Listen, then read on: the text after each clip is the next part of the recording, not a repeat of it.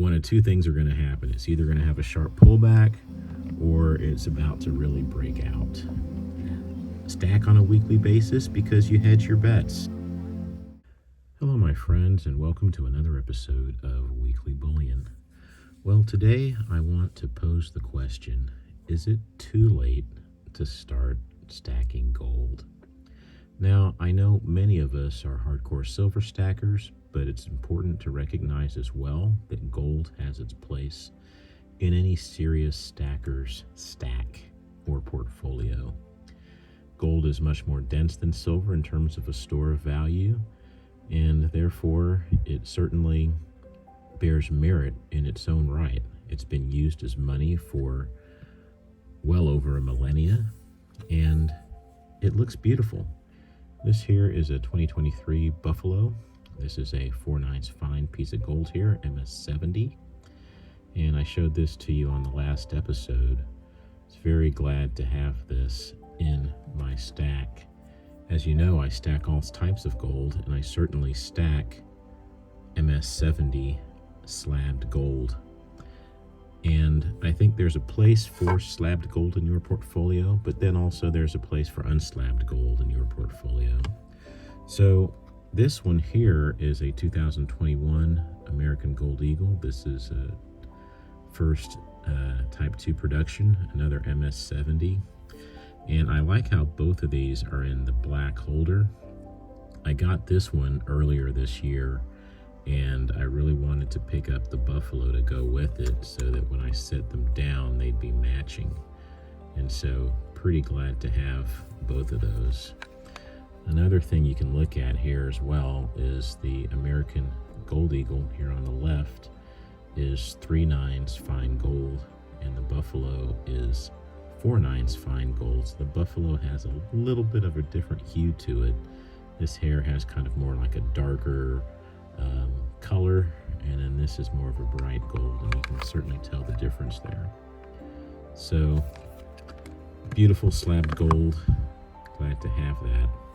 Now in the past, gold was down around $1,700, going between $1,700, $1,800, and then it got up to $1,900. And now gold is really finding some footing at that $2,000 mark. And once you start hearing folks on CNBC start talking about gold, then one of two things are going to happen. It's either going to have a sharp pullback or it's about to really break out. And, I'm not sure. I certainly think with everything going on in the world today and with our currency, it's certainly setting up for a flight to gold. And as people flight to gold, then I think the price of gold will continue to go up.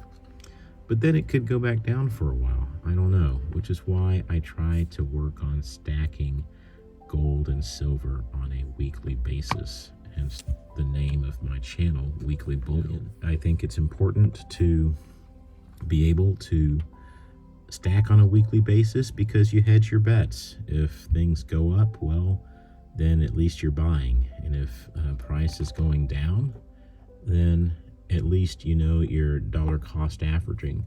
And if you're into this for the long term, like I am, then you know that you're going to be hedging your bets and continuing to add to your stack for the long term. And then hopefully when gold really goes up, maybe in a decade or so, you'll be well positioned. Some of these pre-33 gold are just absolutely stunning. They're not making any more of this stuff, and the history that goes behind the gold confiscation and pre-1933 gold, it's really great to hold some of these ounces of gold in your hand and to see them preserved here in these NGC slabs. And so this here is a St. Gaudens, and this here is a Liberty head, and glad to have both of those, 1904 and 1924 respectively. This here is another very elegant American Gold Eagle. It's a 1922 MS70. And, as far as this eagle design, I think when I look at the eagle design on these Type 2s, I like the eye of the eagle. I think the eye of the eagle it's an amazing piece of nature to begin with, because an eagle can just see things from so far away. The acuity of an eagle is really amazing to think about. And I think it's depicted pretty well here on this 1 ounce gold American Eagle. And finally, this beautiful proof piece here, this beautiful proof buffalo. This is a proof 70 Ultra Cameo.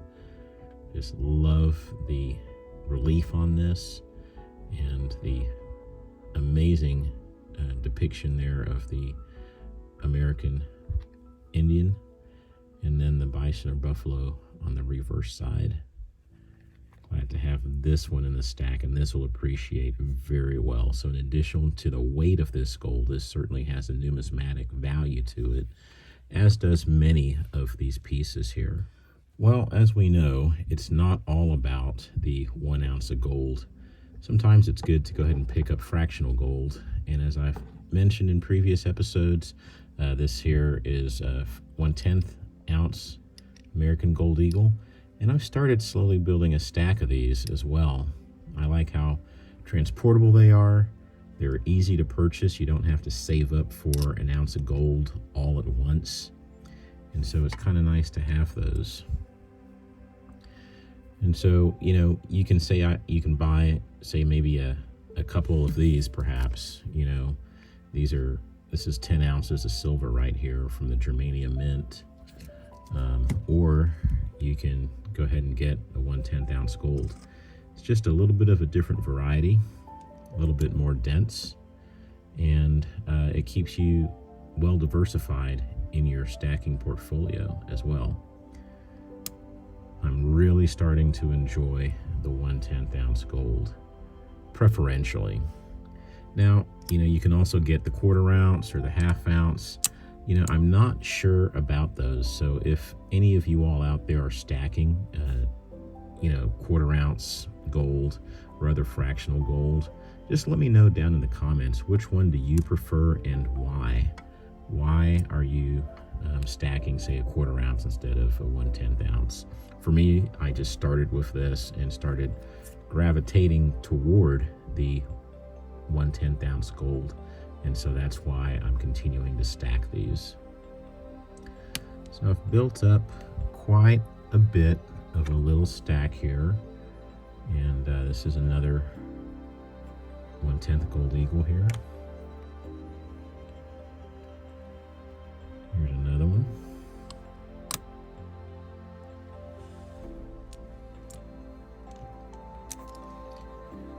And here is another one, ladies and gentlemen. So we're doing pretty well on the 1/10 ounce American Gold Eagles. This one here is a Britannia. This is a 1/10 Britannia, and it is roughly the same diameter as the American Gold Eagle. So they also fit in these beautiful Air-Tites. So we'll just go ahead and keep these right in here, and we'll keep building the stack. This here is a 1/10 Lynx, Iberian Lynx, and this is a really nice coin, reverse proof. And I'll just sit this here as well. That's also a 1/10 variety. And finally, this is the Cook Islands coin, the 2021 1/10 Cook Islands coin, and also 1/10 ounce of gold. So I think there's a lot of room for gold in anyone's portfolio. And certainly if you are a long-term stacker, I think it's important to look at gold as you continue to stack. For me, I will continue to stack gold as well as silver moving forward. And I'm really curious to see what this price action of gold has in store going into 2024. Are we going to find a floor of support at 2,000 and then start moving upward from there and maybe get to 3,000 by the end of 2024 or sometime into 2025? Or are we going to kind of go back down into the $1,700, $1,800 range and kind of hang out there for a while? I don't know. Either way, what I can certainly tell you is I'm going to continue to stack some of the shiny stuff. Well, let me know what you all are doing down in the comments below. Are you all stacking gold? Are you continuing to build your gold stack?